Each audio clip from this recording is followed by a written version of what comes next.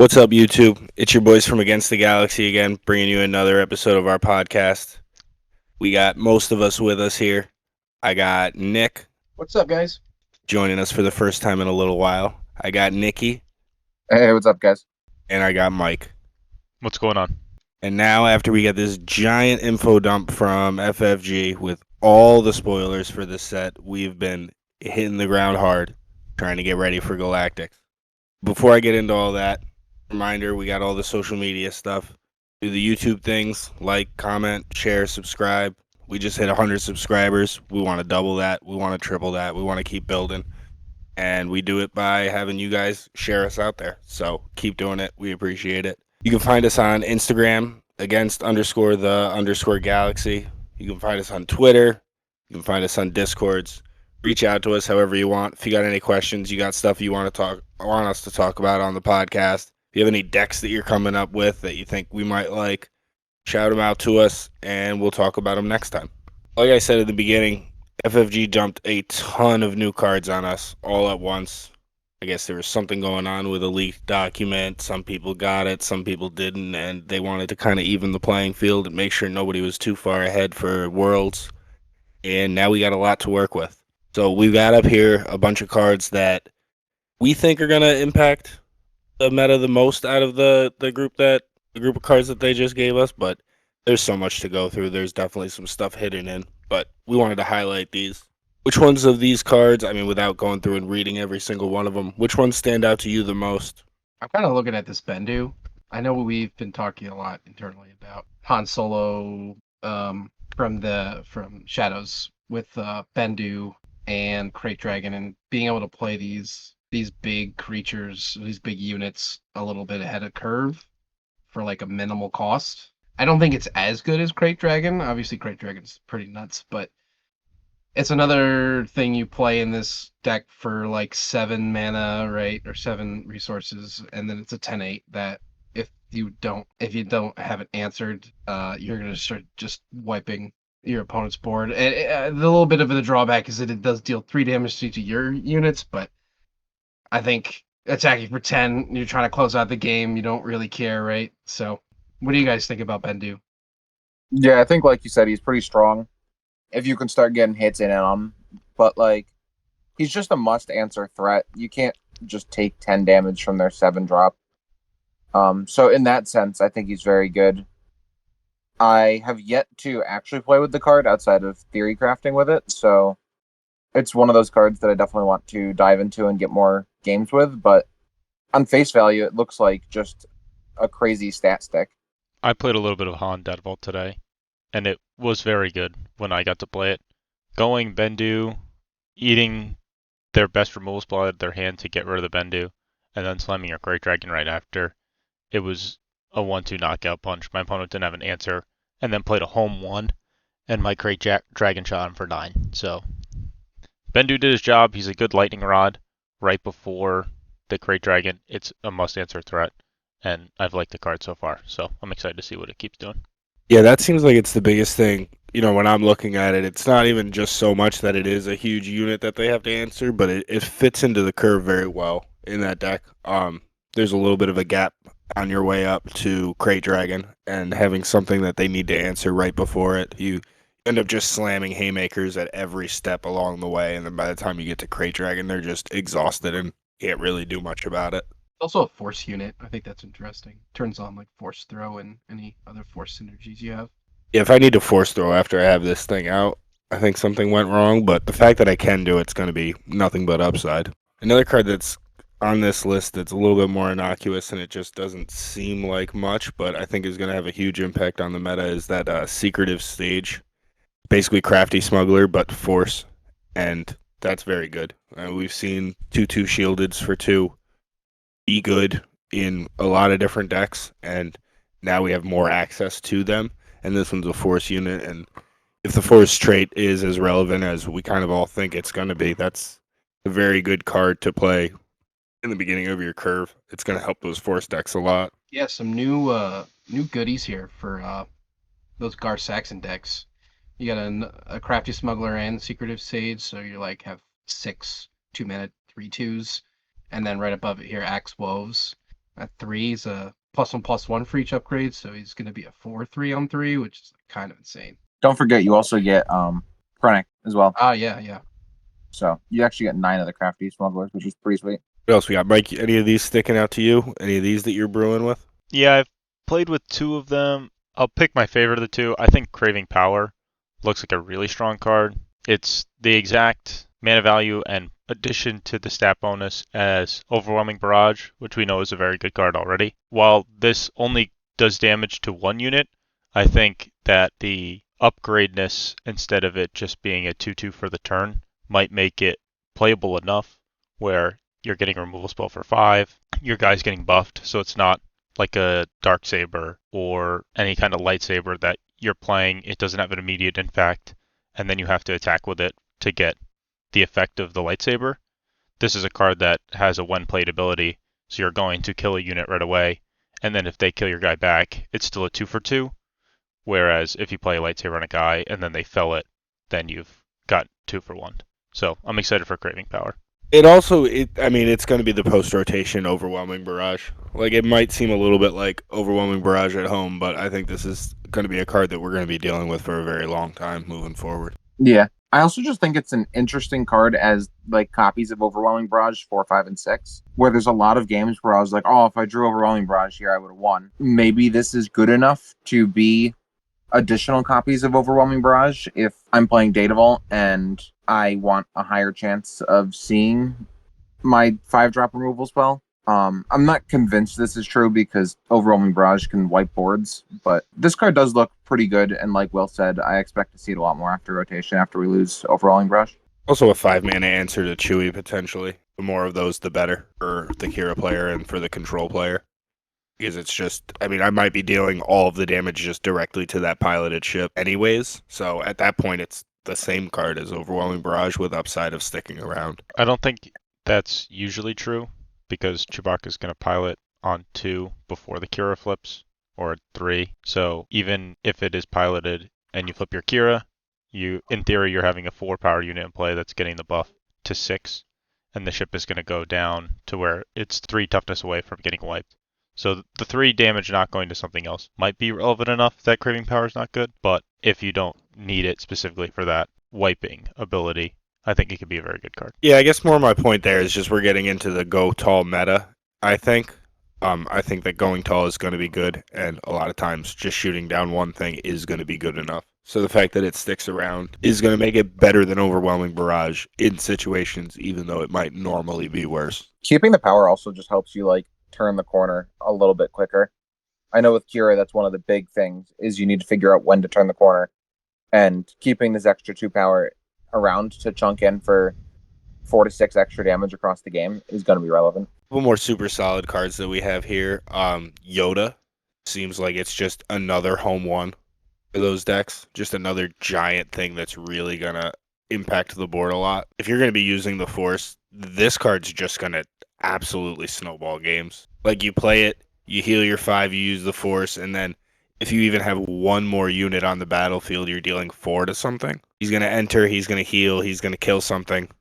He's leaving a huge body behind. And then if you just ever use the Force again and have any type of board, you're just going to be mowing down their units. I think we're going to see a lot of Yoda going forward, like towards the top end of the Data Vault decks, especially, like Hero, like the Rey Data Vault decks, or if there's an Obi-Wan Data Vault deck or something like that. I'm not sure it can be Data Vault though, because you have to use the Force. So you're probably going to play a Force base unless you're playing Avar Chris. But sure, I guess just that style of deck, I think it probably does have to go away from Data Vault to use the Force. But just the big green decks, I think we're already pretty good, and this gives them like an amazing top end creature to kind of just take over games.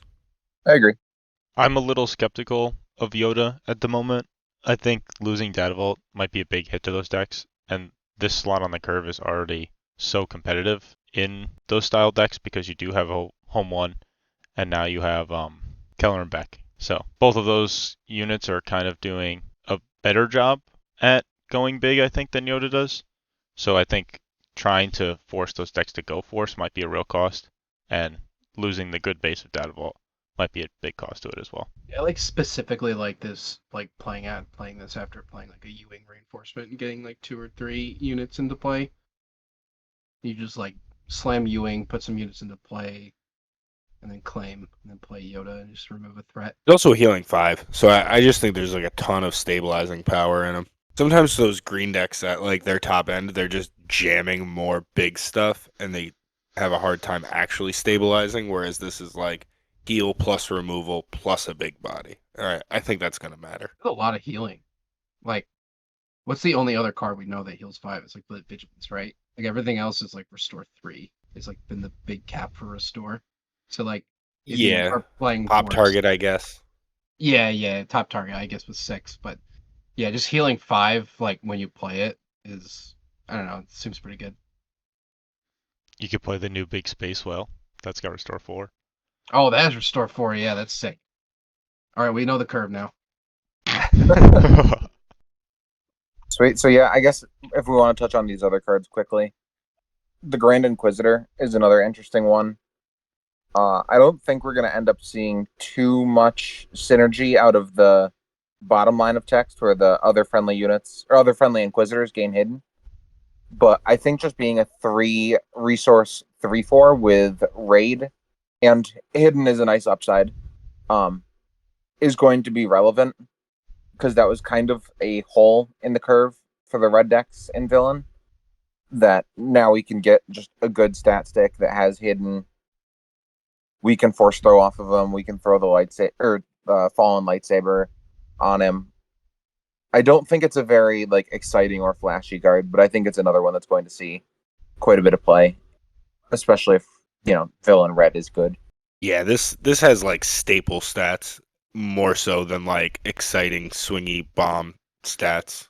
Like this is kind of almost reminds me of the Kylo's TIE Fighter. I mean, obviously very different cards, but it's just like, oh, this is an incredibly efficient, like perfect unit for the curve. So we're just automatically playing it, and it might not be the most exciting thing, but it's the card we kind of need to build the deck and make it actually competitive. Plus, that text might not be irrelevant. You know what I mean? You're just playing Inquisitor as your leader. Like giving your leader hidden's pretty strong. I think I'm pretty happy if you're playing any of the Inquisitors as your leader, but that's fine. That one Inquisitor just keeps getting tools to do cool things, and like I would never bring myself to play it, but I eventually, probably right around the time Set 6 comes out or something, there's going to be just enough before rotation that deck works. My big question I have about this is why they chose to go with the Rebels artwork for this one, but the leaders for Grand Inquisitor have all been the Obi-Wan show. I don't understand the art direction, but it is what it is. Yeah, I Different guess era. that's just a little of trying to show everything. Yeah. Sometimes his head's an oval, sometimes it's a circle. My aggro players, how do we feel about Quinlan Voss as a 4-mana 4/5? Yeah, it looks good. Unfortunately, I think it's probably best in the deck that I like the least, and that's its namesake, Quinlan. Just playing with some of the yellow pumps, I think would be the best way to play him. Putting a hot shot blaster on this is just, that sounds hot to me. Surprise striking it, like doing stuff like that.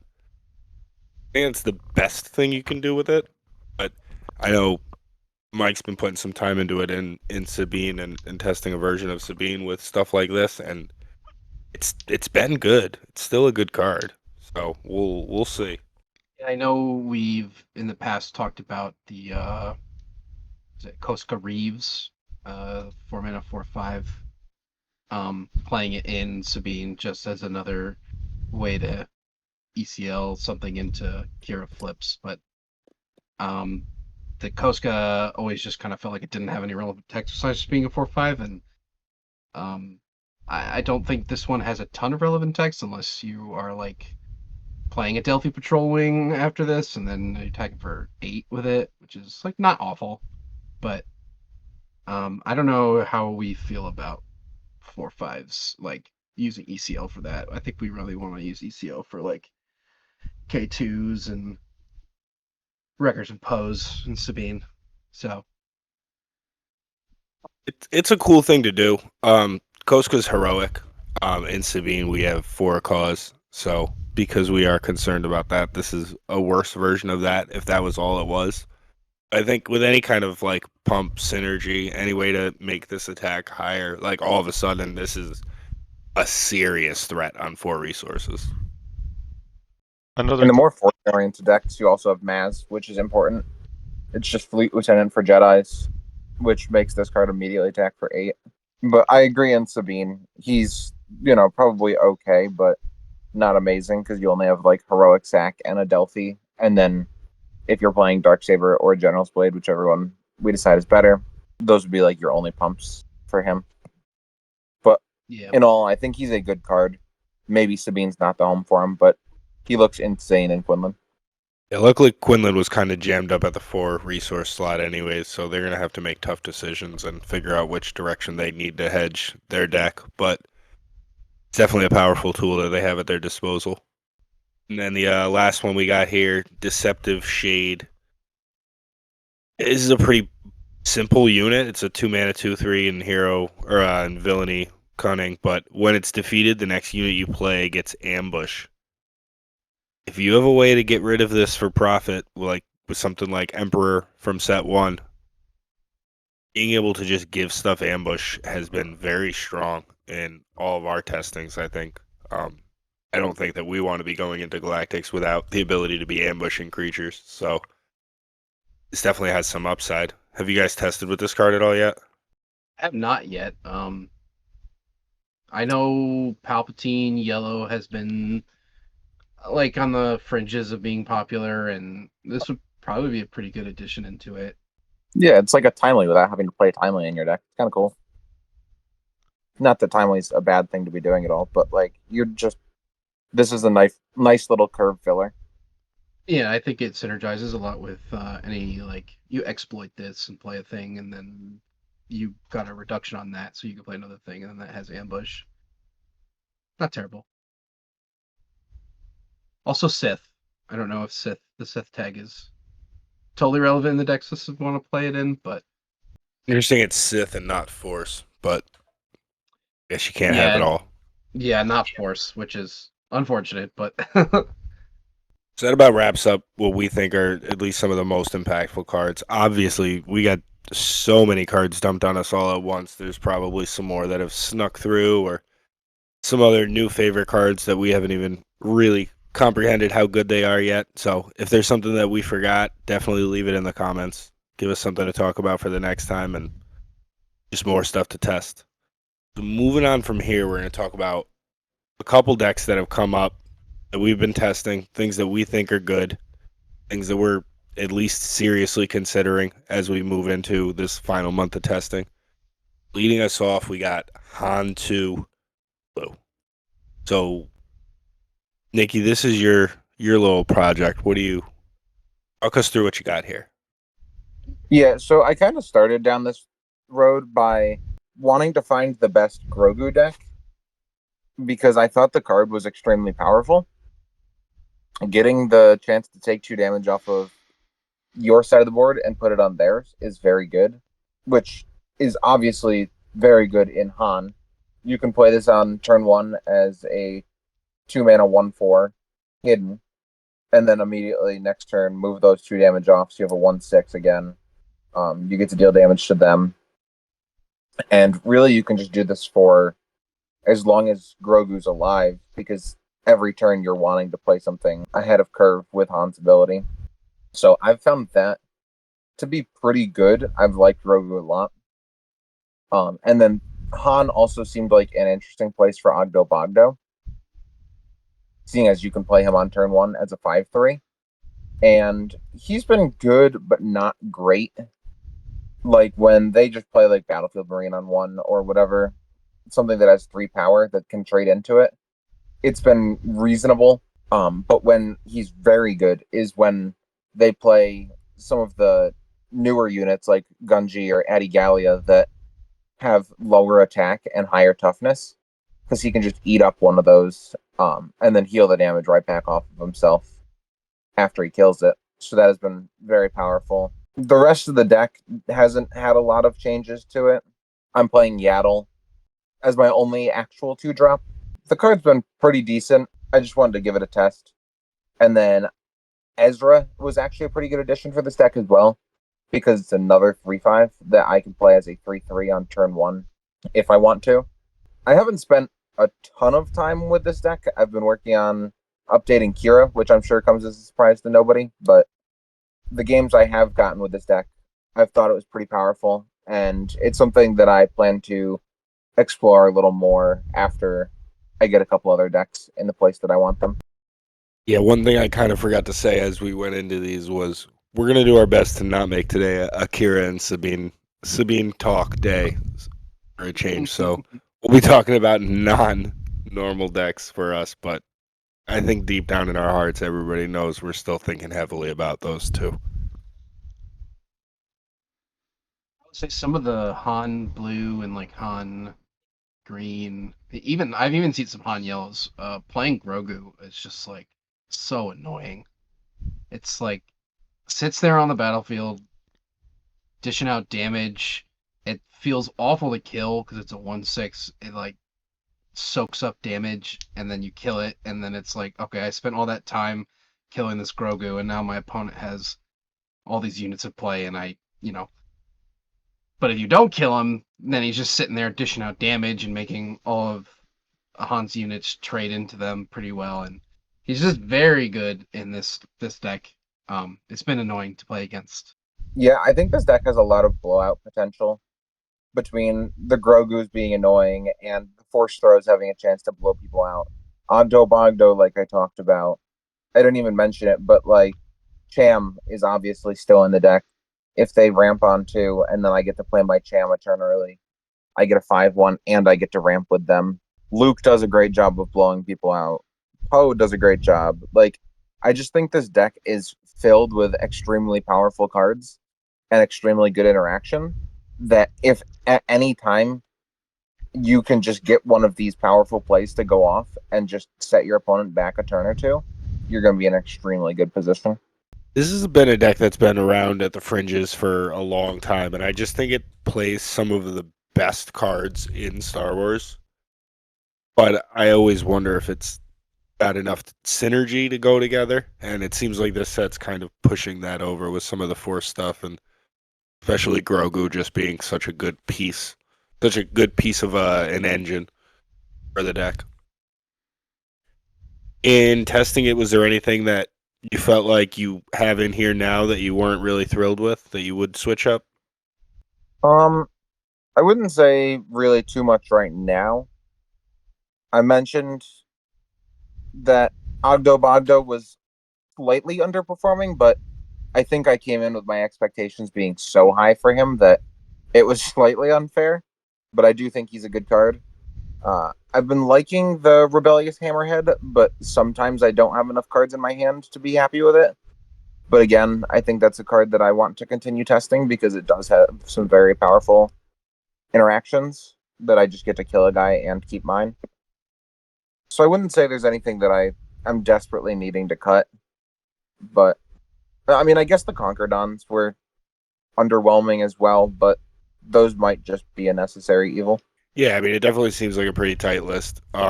Most of the changes are probably going to come just from figuring out what the meta is and what we need and don't need. And, maybe nobody's ramping, so we don't need Chams. Maybe nobody's in space, so we don't need Concord Dawns. But it seems like the core is here, and it seems pretty strong.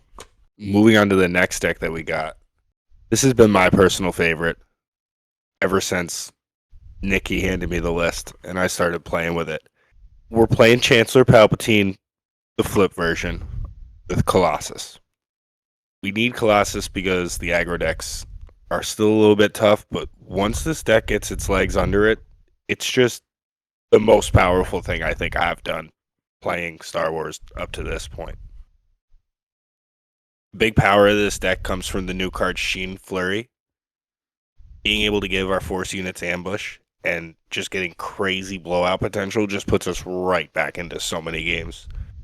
Anakin Skywalker, you get to use both modes very often because you do have heroic and villainy cards in it. So sometimes you're just killing 3 things with Anakin with the Sheen Flurry and still leaving a 5/7 or something similar behind. And the card's just been so strong. Same with Vader. Being able to ambush that in kill something, kill two things, usually leave a pretty much untouched Vader. And then we can also just do it with Luke. The top end of this deck is crazy. Getting it to work consistently has been a challenge for sure. There's been a few moving pieces, mostly on the lower cost heroic end, because getting the game started is probably the hardest part with this deck. But this late game is just so strong. You're just drawing so many cards. You have so many answers. You can beat a lot of things. You can go toe to toe with the control decks, with the mid range decks. Like I was saying earlier, it's mostly just the aggro decks that have really given me trouble up to this point. Specifically space aggro decks. Vader Yellow has been tricky. I played Poe. That was annoyingly tricky because they could just pilot up ships and I couldn't really get to my answers quick enough. But yeah, this deck's fun. I don't know. I just have so much fun playing this deck. I know you guys have kind of bought in a little bit to what I'm selling with it. What do you guys think so far? I have been playing Palp on the side as a more of a pet project for a couple sets now. I have not gotten him to a place where I've been happy with him yet, but I think this is definitely the closest. Like you said, between she and Flurry, Vader and Anakin, the deck feels a lot more powerful this set. I still think we're going to end up falling a little short here of where we end up needing to be, just because your opponent can play in ways that makes your turns tricky, whether that be getting stuck on one side or just not having enough resources because you're stuck somewhere, or I guess they don't kill your guy, which is another way to get you stuck somewhere. But I've found the deck to be very strong when you get to do your thing, but when your opponent is playing at 100% and can maneuver in ways to make it more difficult for you, I did find the deck to be a lot more challenging to play. Yeah, decks that are bad against good players are usually not where you want to be. That's definitely something I've noticed here. When my opponents just play into the flip, this deck is completely untouchable. But when I have to deal with an opponent who's all right, I'm never going to let you kill your first guy, and I'm having to legend roll my Queel away just to get a flip, those games are stressful. Mike, you got any thoughts on the deck? I know you've gotten some games up with it.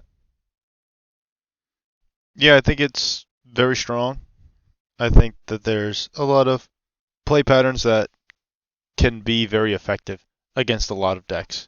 You have a lot of good Sentinel units. This is a deck that can take advantage of Childston and Village Protectors, which can do a lot of heavy work when it comes to insulating the ground. I agree with Will. I think the space arena is one of our weakest arenas. If you don't have your Fireball or your Red Squadron X-Wing, it's very hard to interact up there early without flipping to get powers or no glories. You really have to navigate the turns very specifically when you're playing against those kind of decks. So a lot of interesting stuff here. I agree that I think it's falling short at the moment, but if we put a little bit more time into it, I think we might get it close enough to where I'd consider this deck for Worlds. I think this is the deck I want to play for Worlds the most, but it's the deck I feel like I'm least likely to play. I don't think I can put it ahead of Sabine or even Kira at this point. But man, I just wish I could, because these cards are just so much fun to play with. So moving on from here, the next deck we got is Nick's current pet project, Anakin Blue. Kind of going with the same vibes that we were just doing with the Chancellor, playing the best of both worlds in heroism and villainy, but I'll let him take this part away. Yeah, so when I saw the Anakin on Friday, I was pretty taken aback by just the ability that he has to play villain cards in your deck. And I read it and I was like, oh, this would be pretty good with a blue base, and then we could play Luke's and Obi-Wan's and all the good blue cards, and then I can play some blue villain events. And then I reread it, and then it said, oh, you just ignore all of its aspect penalties, so I can play whatever villain events I want in this deck. And that kind of opened the floodgates for me to kind of figure out a little build here. Obviously, still doing some tweaking. I've only had the card for less than a week, so. But the deck has been pretty fun. We're playing the Virgin's Temple rare base. We filled the curve with mostly 4 toughness units on turn 1, between R2, 3PO, and Yaddle. Getting the forces usually pretty easy in this deck, and I've found in a lot of my testing that the Virgin's Temple base is like almost automatic in giving you the force. So being able to play cards like Power of the Dark Side and Overwhelming Barrage, and Super Laser Blast in my hero deck has been pretty great. I'm not gonna lie. I've been on cloud 9 with this because I love all those cards, but I love playing hero. So some other standout cards to me have been Chirrut has been pretty good. 3/5 Sentinel that can shrink stuff using the Force. Um, the Luke Skywalker unit, I think that he is pretty phenomenal. We play a lot of unique units in this, so a lot of times I'm playing this, and then on the next turn he's become a 4/6 shielded. And we also get to take advantage of the new Anakin Skywalker and using both of his when played abilities, because oftentimes we'll have a 2/4 on turn 1, and then we get the Force, and then maybe we draw like a No Good to Be Dead or a Force Choke or Power of the Dark Side, and we get to remove their thing, and then now we have villain card in there, and eventually our opponent will have to answer one of our hero units, so we will have both in the discard pretty often. So we're usually giving something -6/-6, and then the typical Obi-Wan and Luke Skywalker top end.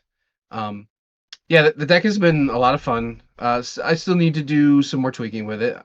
It's been only a few days, but I don't know. What do you? I've had a lot of fun with it. What do you guys think about it when just looking at the list?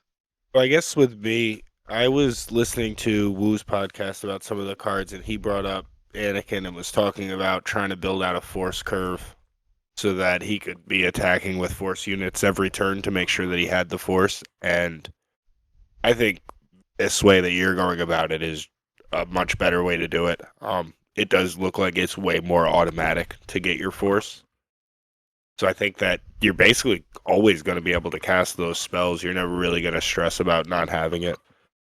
I wonder if you could even afford to have 1 or 2 more payoffs for having the force, but I'm not sure exactly what those cards would be. And then Chirrut, this is the first time we're talking about him really, but somebody described him as a sentinel that just comes with Boba Fett's armor. And when I heard it described like that, it kind of really pointed out how powerful the card is. It seems like here, especially when you have the Force token off, and you'll be able to do that and shrink down their guy, and he's just going to be such a headache to get through. Yeah, Chirrut's the most annoying card I've ever played against. It's like I'm trying to play like my Vader or whatever to clear him out, and he just shrinks the Vader, and I can't kill him. It's like I either have to commit 2 attacks into him, which is something I don't want to be doing, or I have to play a removal spell on him, which, depending on what deck I'm playing, if I'm not playing blue, I might not even have something that can kill him. So he's been a major roadblock when I play against him, just gumming up that ground like we were talking about before with Palps and Village Protectors. Chirrut is much of the same, where it's just like you play them, and they either have to answer them right away, or you're just controlling the ground arena. Definitely not a card I want to see as a Sabine player, but at least Wrecker doesn't care about that version of Boba Fett's armor. That's true. Record just kind of goes right through him. Boom. Can't overwhelm him though, so if he's their only unit, that would be annoying. That's very true. I have a couple questions about the card selections, because it looks like you were testing out a couple cards and a couple slots on the curve. So between Force Choke and No Good to Me Dead, which one of those have you felt is better? Because they seem like they are filling a similar role. And then I have the same question for Kanan Jarrus and Luke Skywalker.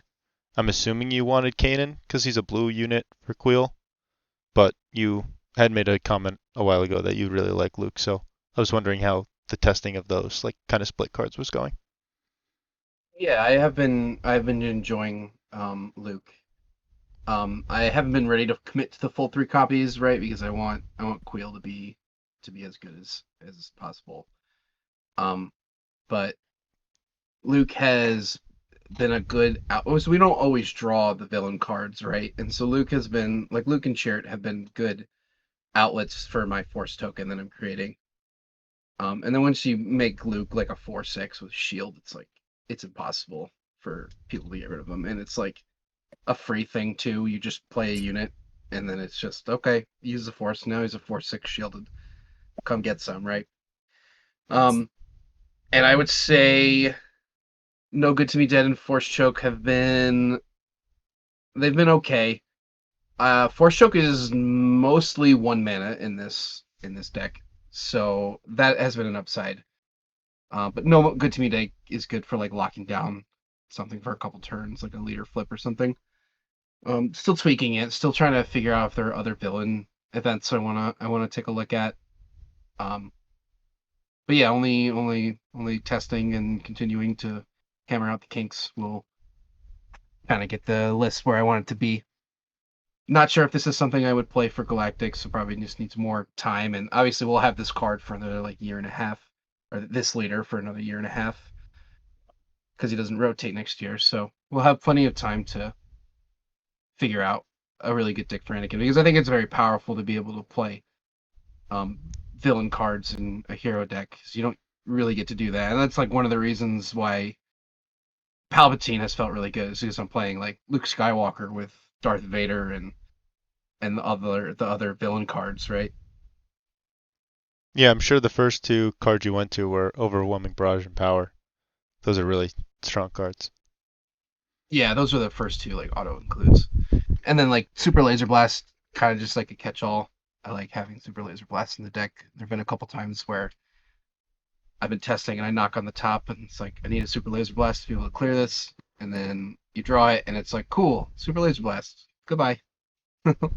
And being able to Overwhelming Barrage on Anakin's flip turn too is pretty good, because then you kill their units and then you get to attack for 6.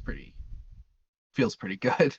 Yeah, it's definitely a cool deck. I'm excited to see where this ends up, as we go through this and whether or not it actually is a player. Being able to do just all of the best things is definitely an appealing factor. So Yeah, and the nice thing about Anakin is that I can kind of figure out what color works best.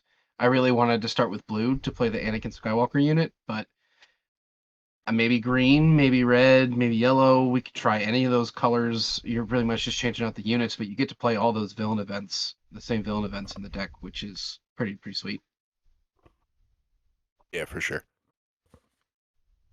That's going to bring us to our last deck. This is Mike's pet project for right now. Want to walk us through this monstrosity? Yeah, so this is my big attempt at As I've Foreseen. It is my favorite card that has been spoiled. It was one of the first spoiler cards that we talked about. And Mystic Monastery is the perfect base to go with it. You can get your force token on the first turn and use As I Have Foreseen with Grand Admiral Thrawn, so you know what's going to be on top of your deck, and play a 5 CMC or less card on the first turn. So, obviously, the two cards that I want the most are Bossk and Zuckuss. They're the best 5 costed yellow villain or green villain cards that I could find. So, playing these on turn 1, either ambushing and killing their turn 1 play with Bossk is really strong, and then I have a lot of events to play after that to deal some more damage to things, or getting Zuckuss out early, so when I do find my LOM 4 or my 4 LOM later, I will be able to ambush him in for 5, and Zuckuss is just going to keep hitting like a truck for 6. If I don't do it on turn 1, I have a lot of other routes to take. Bazine's a good discard for your opponent, and Bib allows you to cheat a little bit more. I like to call As I've Foreseen just cheating, because it really feels like that sometimes. If you play Bib, then your As I've Foreseen is free on your third recess turn, so you can play an 8 cost or less on that turn.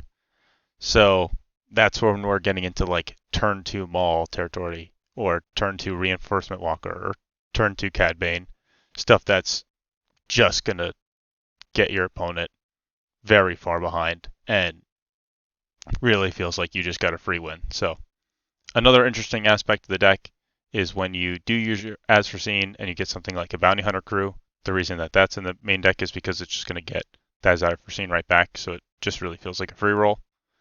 We have other ramp cards, so we can get to our big drops the fairway. And then now there are two of them is another good trick. We have a lot of underworld stuff going on in that middle of the curve, so it helps us really get ahead and stay ahead. So that's a deck, and I'm excited to keep testing this out. This has been my favorite deck to play, and it's a ton of fun. How do you It's beat doing a turn lot of two really Maul? with a turn 2 power of the dark side. But this does some really cool stuff. Like, you're beating so many decks. Like, I'm kind of making that sarcastic comment about power of the dark side, but like, okay, what if you're not playing against Blue Villain or Anakin? You know what I mean?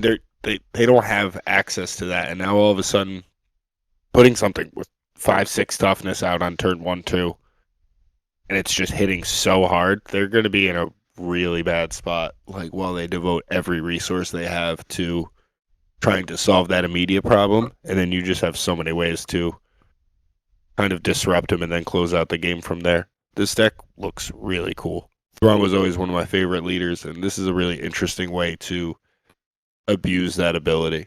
Yeah, and even if I turn 2 Maul with Bib, he is actually power protected because Bib is what allows me to play that Maul.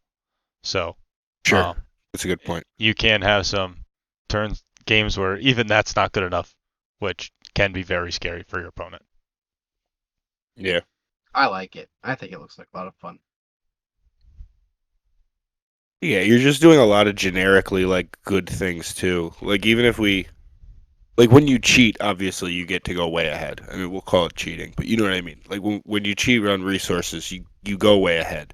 But when Yeah. you just play like a fair game of Forlom into Bosk into Zuckuss into Overwhelming Barrage into Maul into Cad Bane, like these are all just really good cards. Like we would want to be playing those cards anyways in a lot of these decks. So having the ability to play like a maybe slightly nerfed version of the old like Boba Green deck, but then also having this ability to just punch way above your weight with As I've Foreseen, or now there are two, or yeah, now there are two of them. That seems really strong. You get some of that old resource cheating that Boba was so good at, then maybe this really does have legs. Like I was kind of dismissing it because the cheating's a little bit inconsistent. It requires you to have a lot of the same, or a lot of correct cards in hand, but I think the cards are probably just generically powerful enough. Yeah, and Enticing Reward has solved that problem a lot for me. Playing 3 of them and 3 As I Foreseens, your Enticing Reward is usually going to find your As I Foreseen, or I have other good events, like now there are 2 of them. Resupplies, good to hit off it early, and then Overwhelming Barrage, we've talked about at length. That card's insane. So I'm very happy to get anything off of my Enticing Reward. And if I do get to go cheating again, I won't pass up that opportunity. Yeah, like in You don't really Magic- have any way to cash in your enticing reward until turn 4, turn 5, though, right? So like you're gonna play it early, and then you're hoping to get it late, or like in the middle of the game, so that you can, as I've foreseen, into maybe one of your 8 drops, or if you're lucky, your Devastator, instead of having it be one of those early as I've foreseen. Yes, that's why the units are kind of split like that. I either have, as I've foreseen early, again, a lot of variants. You can not find as I've foreseen the entire game. So my game plan for that is to be very stally and using Grand Admiral Thrawn's ability the fairway, using his action to kind of tap their units down, kind of playing the slow game. And then when I do find it, then I accelerate to my 8s and 10s. That really help me turn the corner. Instead of having this fast explosive game plan, now I'm playing a reactive deck where you're kind of twirling around. You might be trying to aggro me out because you've seen I've gone a little slower, but I was able to tap your thing, Forlom kill it, kind of hold back, flip my Thrawn, OB off my Thrawn, and it really lets me stabilize. And then out of nowhere, you're getting devastated on turn 7, which is 3 turns early, and that can really just put the nail in a lot of games. Another thing that's super powerful in exactly the type of situation you're talking about is just so many of the units do have ambush in that mid game. So you're able to answer some of their threats and stall out the game a little bit longer and get to your late game where, I mean, you're just playing some very powerful cards. Being able to play them a couple turns early is going to swing a lot of games in your favor. Yeah, for sure. All right, so that about wraps us up for this week. Thank you guys all for listening. We appreciate all of you. We appreciate the comments, the likes, the shares, the subscribes. Don't forget, do all the YouTube stuff, like, comment, share, subscribe, send us to all your friends, especially now. We're sending out decks. We're trying to help out. We're trying to build this. If you guys got any ideas, reach out to us. All of the deck links are going to be down in the description of the video, as well as all of our socials again. Reach out to us if you got any questions about some of our card choices, if you got cards that you think might have been better in there, or like I said before, if you got any decks that you guys want us to talk about or play or whatever, send them out to us, and we'll be more than happy to be doing that for next episode. But until next time, we will see you guys on Against the Galaxy. Peace. Peace. Bye.